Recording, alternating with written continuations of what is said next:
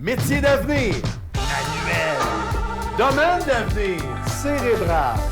Carrière d'avenir. Oui, c'est beau, les belles grandes phrases inspirantes à venir. Mais concrètement, là, c'est quoi les choix de carrière qu'on a dans le centre du Québec?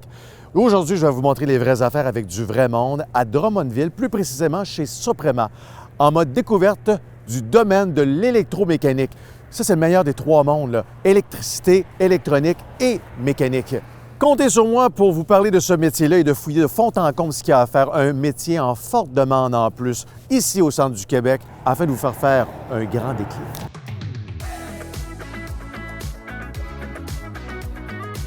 Je suis en compagnie de Simon Beaulieu, électromécanicien. Exactement. C'est ça, un électromécanicien? Ça peut avoir l'air de ça. Ah oui? Ah oui. Mais donc, tu travailles chez Soprema. Exactement. C'est quoi ton quotidien? Qu'est-ce que tu fais exactement? On a notre CB sous nous autres. Il y a un câble sur machine. Il y a un bris. On se fait appeler. On y va. On répare. On fait de l'entretien préventif avec des arrêts planifiés. Fait qu'on a notre liste de jobs à faire. On prépare nos pièces. On prépare nos fiches de cadenassage. On s'en va. L'arrêt est planifié. On fait nos entretiens prévus. Et si le temps le permet, si on a encore du lousse, bien, on peut faire des projets d'amélioration. En gros, c'est pas mal notre quotidien. Souvent dans les entreprises, au lieu d'avoir justement l'électricien et le mécanicien, tu as une personne pour les deux corps de métier et en plus, il a été formé vers justement l'intelligence artificielle. C'est vers ça qu'on s'en va de toute façon. Le produit qu'on fabrique, c'est la membrane d'étanchéité pour les toits plats. Et on a maintenant une portion isolation dans nos nouvelles usines. On va chercher tout ce qui est l'aspect isolation, étanchéité du bâtiment pour essayer de vendre un package à notre client. Bien, moi, je me promène toujours avec mon petit sac d'outils. C'est un dépanneur. Ça m'évite beaucoup de pas.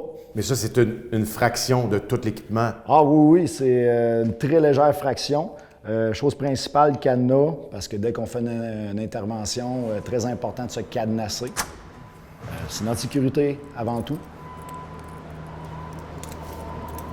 C'est un des plus beaux cadenassages que j'ai vu dans ma vie. Naturel, Ça se peut que je te demande de venir cadenasser la clôture chez nous. pas de problème. Ça va me faire plaisir. On va la réparer en même temps. C'est excellent. À quoi ressemblent les quarts de travail pour un électromécanicien? Ça dépend des entreprises. Nous, ici, on a jour, soir, nuit de fin de semaine. 8 heures, 10 heures ou 12 heures de quart de travail, c'est la réalité. S'il n'y a pas personne ici, nous autres, on est sur un horaire de call. À ce moment-là, on a un électro par semaine qui va répondre aux appels de service.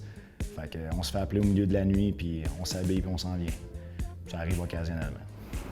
Ça ici, c'est... Nous sommes à la maintenance. Ici, c'est où moi et mes collègues, on travaille de façon quotidienne. On a chacun nos emplacements. On a des codes qui nous rappellent un peu un garage. Exactement. Même type de coffre, même type d'outillage. Certaines choses peut-être plus spécialisées par rapport à qu'est-ce qu'on a besoin tout simplement. Parle-moi d'un projet auquel tu as participé, dont tu es fier, là, puis qui a contribué à faire briller encore plus Soprema. Un des derniers projets qu'on a travaillé dessus, on a fait l'implantation de 2 robots sur une des lignes de production. J'ai assisté à un chargé de projet là, pour l'implantation, le démarrage, le suivi après ça, les premières troubles pour bien cibler, essayer d'améliorer le volet programmation. C'est pas moi qui programme, c'est quelqu'un d'autre, mais quand on trouve une problématique, on a un bris de séquence, un problème dans la séquence, bien, tu sais, moi, je communiquais avec. Fait que ça, c'était très intéressant, très gratifiant. Donc là, je vois d'autres machines. C'est des machines que tu utilises aussi. Exactement. Nous, on est comme dans l'atelier, un petit peu plus de soudure, machinage. Qu'est-ce qui est fraiseuse, tour, perceuse à colonne, où ce qu'on va créer, fabriquer.